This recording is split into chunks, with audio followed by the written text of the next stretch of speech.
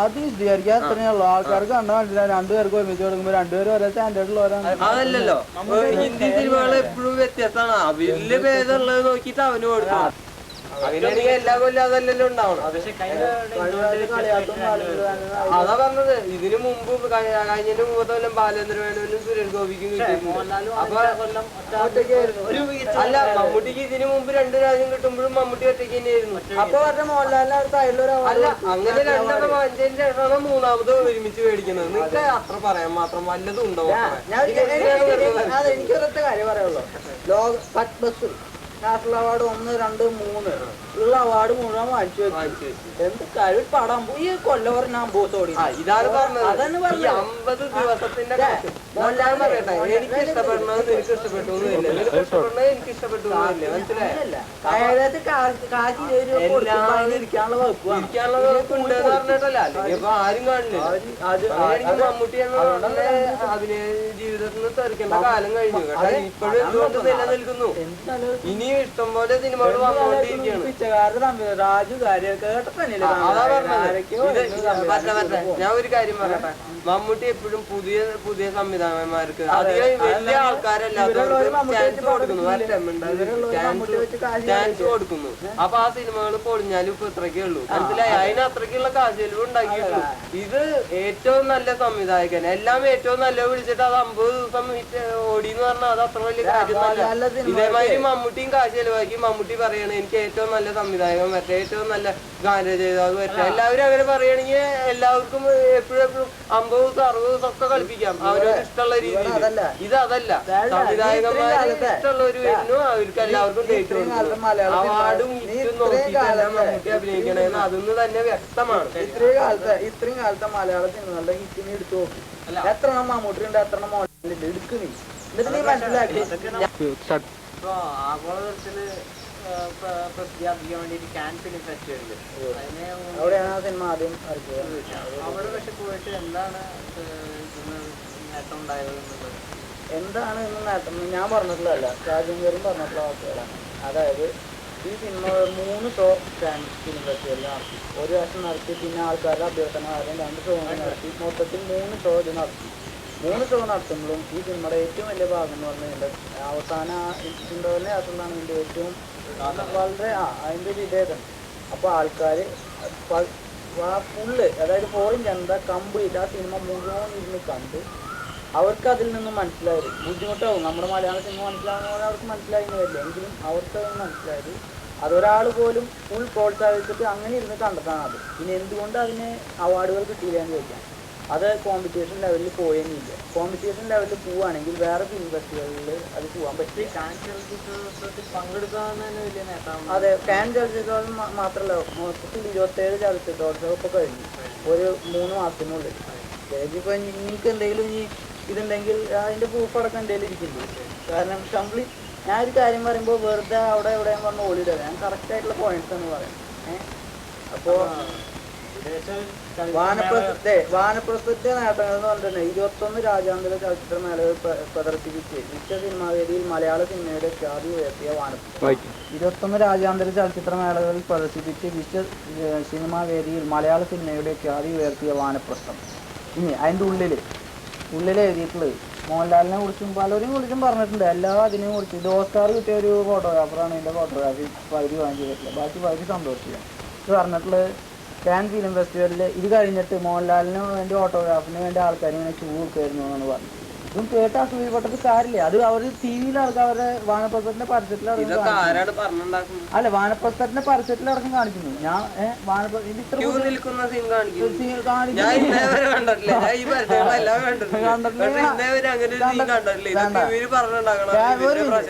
മേളയിൽ പുസ്തകങ്ങൾ പലതും എഴുതാനുള്ള പുസ്തകങ്ങൾ എഴുതണതിൽ നമുക്ക് ഒരു യൂറോപ്യൻ സുഹൃത്ത് മോഹൻലാലിനോട് പറഞ്ഞു, പറയണ ആള് ഷാജിയും കറി, you are born at the wrong side of the world. അതായത് അത് ഉദ്ദേശിക്കുന്നത് എന്താണ്, ജനിച്ചത് ഇന്ത്യയിലായതുകൊണ്ട് മോണ്ടുന്നു. അതായത് വേറെ ഏതെങ്കിലും രാജ്യങ്ങളിൽ, ഫോർ എക്സാമ്പിൾ അമേരിക്കയിലായിരുന്നെങ്കിൽ ഇപ്പൊ മിനിമം ഒരു 10-15 ഓസ്കാർ വാങ്ങിച്ചു കൂട്ടുക. ആ ലെവലിലുള്ള റേഞ്ചുള്ള നടനാണ്. അതെ, അത്രയും ഇതിലാണ്. ഫോർ എക്സാമ്പിൾ അവർ പറഞ്ഞു ചില അമേരിക്കയിലെ പല നടന്മാരും 10 പ്രാവശ്യം 20 പ്രാവശ്യം റിഹേഴ്സൽ എടുത്തിട്ടാണ് വീണ്ടും വന്ന് ക്യാമറയുടെ മുമ്പിൽ വന്ന് കാണിക്കുന്നത്. അതേ ഫോട്ടോഗ്രാഫർ എടുത്തിട്ട് അവൻ അതിന് മോഹൻലാലിനെ വെച്ച് ഈ പടം എടുത്തത്. ഒരൊറ്റ പ്രാവശ്യം പോലും റിഹേഴ്സൽ ഇല്ലാതെ ഇത്ര ഒറിജിനലായിട്ട് കാണിക്കാൻ പറ്റുന്ന നടനെ ഞാൻ കണ്ടിട്ടില്ല. ഞാൻ അങ്ങോട്ട് എടുത്തു പറഞ്ഞു. ഓസ്കാർ 2 പ്രാവശ്യം കിട്ടിയിട്ടുള്ള ഫോട്ടോഗ്രാഫറാണ്. അങ്ങോട്ട് എടുത്തു പറഞ്ഞു. ഇങ്ങനെ പലരും പലതും പറയുന്നുണ്ട്. അതൊക്കെ കേട്ട് അങ്ങനെ ഞാൻ മമ്മൂട്ടിനെ കുറിച്ച് ഞാൻ പിന്നെ ഇവിടെ ഒരു കാര്യം പറയാനുള്ളത്, ഇവിടെ ഇരിക്കണ രണ്ടുപേരും മോഹൻലാലിന്റെ ആരാധകരും ഇവിടെ ചോദ്യം ചോദിക്കാൻ ഇരിക്കണമെന്ന് പറയണ ആൾ അങ്ങേറ്റം മോഹൻലാലിന്റെ ആരാധകനാണ്. അപ്പൊ ഇവര് രണ്ടുപേരും ചേർന്നിട്ട് മമ്മൂട്ടി വെച്ചിട്ട് അടിക്കുമ്പോ എനിക്ക് കൂടുതൽ ഞാൻ ആദ്യമേ മോഹൻലാൽ പറഞ്ഞിട്ടുള്ള ഇതാണ്, മോഹൻലാൽ ലാഭനഷ്ടത്തിന്റെ കണക്കെടുപ്പിന് വേണ്ടിയല്ല വാനപ്രസ്ഥം നിർമ്മിച്ചത്. അല്ല, അവാർഡിന് വേണ്ടിയിട്ടാണ്. അല്ല, ലാഭനഷ്ടത്തിന് വേണ്ടിയല്ല. ഇങ്ങനെ ഒരു സിനിമ വരുന്ന കാലഘട്ടത്തിന് ആവശ്യമാണെന്ന് അദ്ദേഹം തിരിച്ചറിഞ്ഞു. അവൻ എന്തുകൊണ്ട് സ്വന്തം ഇഷ്ടംപോലെ സിനിമകൾ അഭിനയിക്കണമെന്നുള്ള കാരണം പണ്ടവൻ പറഞ്ഞിട്ടുണ്ട്. പല പല പ്രൊഡ്യൂസർമാര് കാശ് കൊടുക്കാതെ മുങ്ങുന്നു. മനസ്സിലായ? എന്നിട്ട് ഈ ലോകത്തില് മോഹൻലാൽ എന്ന നടൻ മാത്രമല്ല അഭിനയിക്കുന്നത്, ബാക്കി എല്ലാവരും അഭിനയിക്കുന്നുണ്ടല്ലോ. അവരൊക്കെ ഒക്കെ പ്രൊഡ്യൂസർമാര് മോഹൻലാലിനോട് മാത്രം ഒരു പ്രത്യേക വിരോധം. അവിടെയാണ് മമ്മൂട്ടിയുടെ പടങ്ങൾ ഓടുന്നില്ല, മറ്റോണ്ട് ഓടി കാശ് കിട്ടുന്നുണ്ട്. പ്രൊഡ്യൂസറിന് കാശ് കിട്ടിയിട്ടും കൊടുക്കുന്നില്ല, മറ്റൊരു പ്രൊഡ്യൂസറിന് കാശ് കിട്ടാതെ അങ്ങനെ കാശ് കിട്ടാതെ മമ്മൂട്ടി വെറുതെ അങ്ങനെ അഭിനയിച്ചുകൊണ്ടിരിക്കുക. ഒരു കൊല്ലം മിനിമം ഒരു 10 സിനിമയിൽ, ഒരു ഇക്കഴിഞ്ഞ കൊല്ലം മിനിമം ഒരു 8 സിനിമയിൽ മമ്മൂട്ടി വന്നു. മോഹൻലാലിന് വന്നത് 2. ഈ ഒക്കെ പറയും മോഹൻലാലിന് സിനിമ ഇല്ലാത്തതുകൊണ്ട് വന്നത്. എപ്പോഴും കുറവ് സിനിമ അഭിനയിച്ചു കഴിഞ്ഞാൽ ഹിറ്റാക്കാൻ എളുപ്പം. അധികം സിനിമ അഭിനയിക്കുമ്പോഴേ അതിന്റെ ബുദ്ധിമുട്ട് അറിയുന്നു. അധികം ഈ 2 സിനിമകൾ മാറുമ്പോഴേക്കും കഴിഞ്ഞു ഒരു കൊല്ലം കഴിയുന്നു. ദിവസങ്ങൾ അങ്ങനെ അത്രയും കിടക്കുന്നു. ഒരു പടത്തിന് വേണ്ടി വളരെയധികം സ്ട്രെയിൻ ചെയ്യുന്നുണ്ട്. വെറുതെ വന്ന് ഒരു ദിവസം വന്ന് ഒരു പടം അഭിനയിച്ച് കഴിച്ച് പിറ്റേ ദിവസം അങ്ങനെ അഭിനയിക്കില്ല. ഇതിനു വേണ്ടി അത്രയും കഥകളി പഠിച്ചുകൊണ്ട് കമലഹാസന് വേണ്ടി ഭരതനാട്യം പഠിച്ചു. ഒരു കൈ കൊട്ടിയിട്ട് ഒരു ഡാൻസ് ചെയ്യാൻ മമ്മൂട്ടിയെ കൊണ്ട് പറ്റില്ല. ഒരു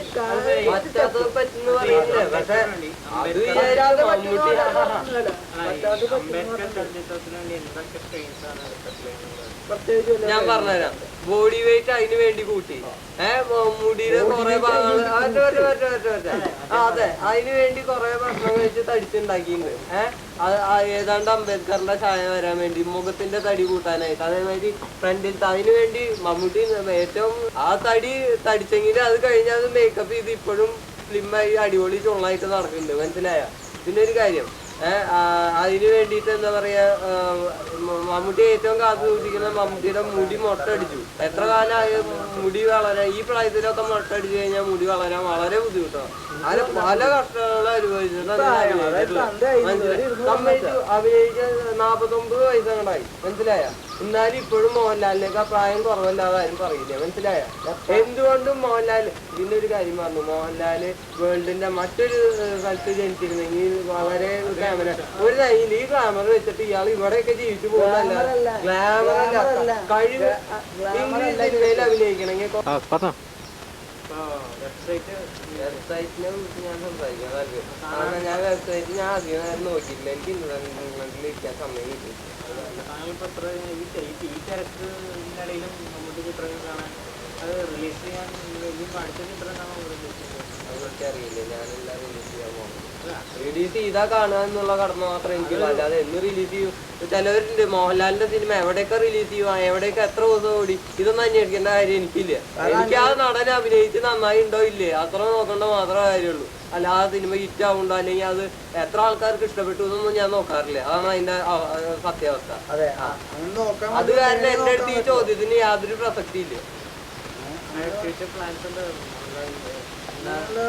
ഇഷ്ടംപോലെ സിനിമകൾ വരുന്നുണ്ട്. ഇതിപ്പോ ഒന്ന് ഇതിന്റെ ഇപ്പൊ കേരളത്തിൽ റിലീസ് ചെയ്തു. ഇന്ത്യയില് നരസിംഹം എന്ന് പറഞ്ഞു കഴിഞ്ഞാൽ ഈ 6-ാം നമ്പർ മോഹൻലാൽ ഇപ്പൊ മോഹൻലാലിന്റെ പ്രൊഡക്ഷനിലൊന്നുമില്ല. ഫാസിലിന്റെ സിനിമ നടത്തി, അത് കഴിഞ്ഞ് പ്രിയദർശൻ മുഖേഷൻ മോഹൻലാലും കൂടെ ഒരു സിനിമ വെച്ചിട്ട്, ശശിയുടെ ഒരു സിനിമ വെച്ചിട്ട് സിനിമകളൊക്കെ വരുന്നുണ്ട്. റേഞ്ച് കൂടുതലാണ് മോഹൻലാലിന്. മമ്മൂട്ടി ഈ ജന്മല്ല 2-3 ജന്മം കൂടി കൂട്ടിയാലും മോഹൻലാലിന്റെ പകുതി പോലും നടക്കില്ല. മമ്മൂട്ടി അഭിനയിച്ചിട്ടുണ്ട് പണ്ടൊരു തനിയാവർത്തനമൊക്കെ വളരെ നല്ല സിനിമയായിരുന്നു, അതൊക്കെ സംഭവിച്ചു. പക്ഷെ ഇപ്പൊ ആ മനുഷ്യനോട് ഒന്നും നടക്കുന്നില്ല. അറ്റ്ലീസ്റ്റ് അഭിനയം നടക്കുന്നില്ല. എന്നുവെച്ചാൽ ഒരു സിനിമ ഹിറ്റാക്കാൻ പോലും സാധിക്കുന്നില്ല. ഇതൊന്നുമില്ലാതെ എന്തിനാ അദ്ദേഹം അഭിനയിക്കുന്നു എന്നതിനൊക്കെ ഒരു ചോദ്യചിഹ്നം നിൽക്കുകയാണ്. അപ്പൊ ഈ പിള്ളേരെ നോക്കി വല്ല വേറെ വല്ല പരിപാടികൾ നോക്കിയിട്ട് കുറെ ഇന്റർനെറ്റും പരിപാടികളൊക്കെ നടക്കും. അങ്ങനെ അതെ അങ്ങനെ അതെ മോഹൻലാൽ ഇത്രയും കാലം കറക്റ്റായിട്ട് നടക്കുന്നത് അവന്റെ തീരുമാനം കാര്യങ്ങളൊക്കെ അതെ. അതായത് അത് എല്ലാവർക്കും ഒന്ന് മനസ്സിലാക്കണ്ടേ. ഇത് മോഹൻലാലിനെ കുറിച്ച് മനസ്സിലാക്കാതെ അന്ധമായി പലതും വിളിച്ചു പറഞ്ഞ ചില നല്ലൊരു വാക്ക് ഞാൻ ഉപയോഗിക്കുന്നില്ല. അതിന്റെ ആവശ്യം മോഹൻലാലിനില്ല. അതാണ് ഇന്റർനെറ്റിൽ കൂടെ അങ്ങനെ ഒരു ആവശ്യം മോഹൻലാലിനില്ല. എന്നിട്ട് ഞാൻ ഇന്റർനെറ്റ് ക്രിയേറ്റ് ചെയ്തിട്ട് എന്റെ അങ്ങനെ സൈറ്റാണ്. എന്നിട്ട് ഞാൻ ആ സൈറ്റിൽ കയറി നോക്കിയതാണ്. എല്ലാവർക്കും സമ്മാനം, വെറുതെ ഒരു ക്വിസ് ഉണ്ട്, അങ്ങനെ സമ്മാനം ഇങ്ങനെ സമ്മാനം പിള്ളേരുടെ സൈറ്റ്. ഇതിനെ ഒരു രാജ്യം വന്ന് പൊളിച്ചു കൊടുത്തു. അത് കഴിഞ്ഞിട്ട് നന്നായി മര്യാദയ്ക്കൊക്കെ ക്രിയേറ്റ് ചെയ്യാൻ പറഞ്ഞു. അത് കഴിഞ്ഞ് വീണ്ടും ഇപ്പോൾ ക്രിയേറ്റ് ചെയ്തിട്ടുണ്ട്. അതിന് തറ സൈറ്റാണ് മൊത്തത്തിൽ പറയുന്നത്. പിന്നെ തറ എന്ന് പറഞ്ഞാൽ എന്തുകൊണ്ടാണ് തറ എന്ന് പറയുന്നത്? അതിൽ എന്തൊക്കെയാണ് ഉള്ളത്? അതെ അതിന് എന്തൊക്കെയാണുള്ളത്? എനിക്ക് ഇഷ്ടമുള്ള വിഭവം മീൻകറി കുറച്ച് തേങ്ങ ചേരിക്കും അങ്ങനെ. ഇത് വളരെ തെറ്റാണ്. കാരണം ഇതൊന്നല്ല അതിലുള്ളത്. വെറുതെ മമ്മൂട്ടിയെ തറ അടിക്കാൻ വേണ്ടിട്ട് ഇരിക്കണം. ഇങ്ങനത്തെ ഒരു ഞാൻ സംസാരിക്കാൻ ഉദ്ദേശിക്കില്ല. മാന്യപ്രേക്ഷകർ ദയവ് കണ്ടിട്ട് തീരുമാനിക്കാതെ ഞാൻ വിട്ടുപോകാത്തൊരു വിഷമം ഉണ്ടാവും. വിരമിക്കാൻ അങ്ങനെയുള്ള പ്ലാൻസ് അത് നിങ്ങൾ സമ്മതിക്കുമോ? എന്താണ് അങ്ങനെ തോന്നുന്നുണ്ടോ? നമ്മള് സമ്മതിച്ചാലും സമ്മതിച്ചില്ലെങ്കിൽ അങ്ങോട്ടും നിൽക്കണം. പക്ഷെ നിങ്ങളത് നിങ്ങൾ ആഗ്രഹിക്കുന്നുണ്ടോ? ഞങ്ങൾ ഒരിക്കലും ആഗ്രഹിക്കുന്നില്ല. കാരണം അങ്ങോട്ട് ഇനിയും ആഗ്രഹിച്ച് ഇനിയും പല നേട്ടങ്ങളും നേടാൻ സാധിക്കും എന്നുള്ളതിൽ നല്ല വിശ്വാസം ഉണ്ട്. അത് കാരണം നമ്മളൊരിക്കലും അങ്ങനെ ആഗ്രഹിക്കുന്നില്ല. അങ്ങോട്ട് വയ്യാന്ന് അങ്ങോട്ട് തന്നെ തോന്നുകയാണെങ്കിൽ അങ്ങോട്ട് നിർത്തും. അത് നമ്മളാരും ദുഃഖിച്ചിട്ടും കാര്യം. എല്ലാ റേഞ്ചും അദ്ദേഹം കൈകാര്യം ചെയ്തു എന്ന് തോന്നുന്നുണ്ടോ? ഞാൻ ഒരിക്കലും പറയുന്നില്ല. ഞാൻ മമ്മൂട്ടിയുടെ സിനിമകൾ പൊട്ടാന്ന് തന്നെ പറയുള്ളൂ. ഇതേമാതിരി അന്തായിട്ട് 50 ദിവസം ഓടി. അത് കാരണം ഇത് അടിപൊളി സിനിമയാണെന്ന് ഞാൻ ഇതേവരെ പറഞ്ഞിട്ടില്ലേ. സിനിമ നന്നായി ഉണ്ടോ ഇല്ലേ അത്രേ ഞാൻ നോക്കാറുള്ളൂ. അത് എത്ര തിയേറ്ററിൽ ഏതൊക്കെ സ്ഥലത്ത് ഹിറ്റായെന്ന് ഞാൻ നോക്കാറില്ല.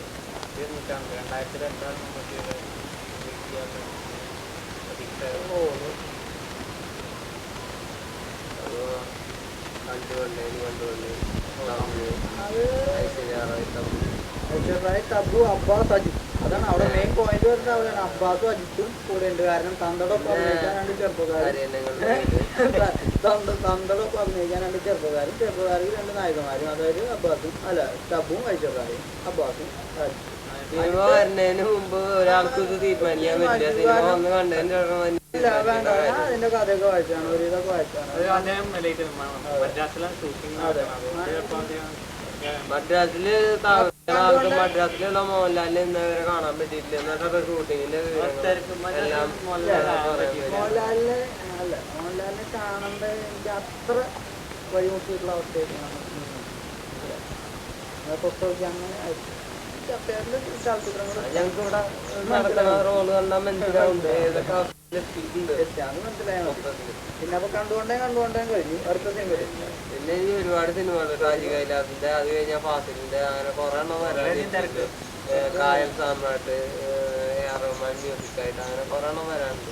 അതായത് ഏതൊക്കെയാണെന്ന് കറക്റ്റ് ആയിട്ട് പഠിച്ചു വെച്ചിട്ടൊന്നുമില്ല. ഞാൻ ഇതേമാതിരി സിനിമ ഭ്രാന്തായിട്ട് നടക്കുന്നില്ല. പക്ഷെ എനിക്ക് ഇഷ്ടപ്പെട്ട നടൻ മമ്മൂട്ടിയാന്നുള്ളൂ. ആ സിനിമകൾ കാണും. അത് കണ്ടാൽ നല്ലതാണോ അല്ലാതെ ഹിറ്റാവുണ്ടോ എന്നുള്ളതൊന്നും ഞാൻ നോക്കാറില്ല.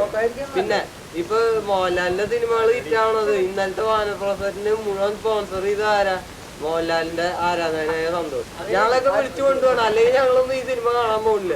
അപ്പൊ ഫ്രീ സ്പോൺസർഷിപ്പ് വിളിച്ച് എല്ലാവരും 10 ആൾക്കാരെ വിളിച്ചു കൊണ്ടുപോയി അവിടെ ചെന്ന് കാണിക്കുകയാണ്. അപ്പൊ അങ്ങനെയൊക്കെ ആകുമ്പോ എന്തായാലും ഹിറ്റാവും. കാരണം ഒരു ആരാധകൻ വിചാരിച്ചാൽ 10 സീറ്റ് അങ്ങനെ നടത്തും.